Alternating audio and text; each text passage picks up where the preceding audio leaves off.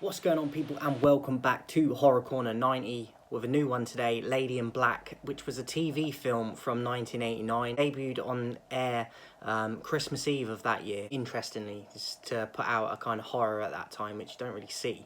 English film, and right from the get-go, the score of the film, I think it was creepy with just the score itself in certain scenes and throughout the film. It's about this lady that is a widow, and then she loses her life, and then it's kind of about like the ghost of her at this house that she was at. You've seen The Woman in Black, which was Daniel Radcliffe played that one.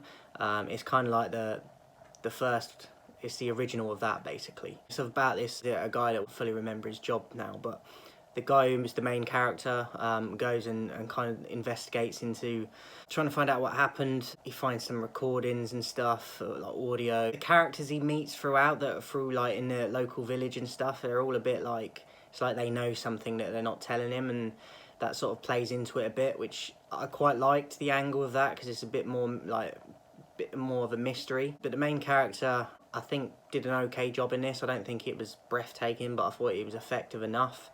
The lady in black herself, when she's in it, she's not in it a ton, but when she is, I think it makes it better because she's not just plastered all over the screen for the whole film.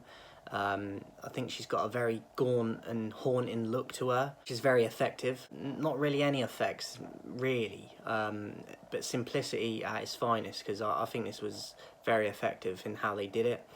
I like the old school feel of it. It's like a very English film, like you get that from the vibe of it as well, like country houses and things like that. There's certain scenes throughout where there's like he's hearing stuff and like screams of children, and which was pretty disturbing because it's like high-pitched screaming, and like you can tell that it's like desperation, and he's having like these he's hearing it basically but can't see it. So I think that was very effective and disturbing, especially the sound of like little like kids screaming and crying in like angst.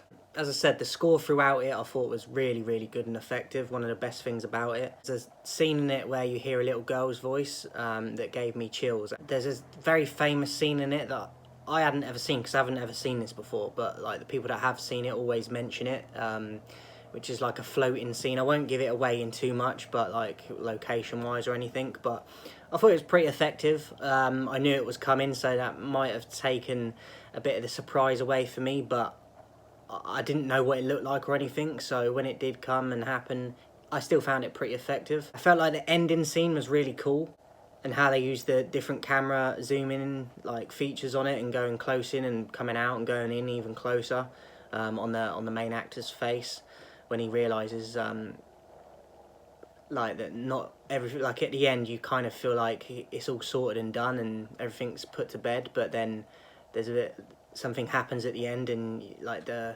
horrified look on his face, and when the camera zooms in multiple times, I think that was very effective and something you don't see a lot, to be honest. So I really liked that about the ending. I felt overall the feel of the film was very dark, sad as well, the ending, but I don't mind that because you see a lot of films where there's a good ending, even in horrors. A lot of them try to do that kind of plot twist or twist at the end, and sometimes it works, sometimes it doesn't. But I like it when films are stuck in reality, and it sort of says that not everything like ends well either. So I like that about it, and I thought it finished the film off nicely at the end. So obviously it's hard to kind of give these reviews if you haven't seen them, because I don't want to give away spoilers, even though this is from the 80s.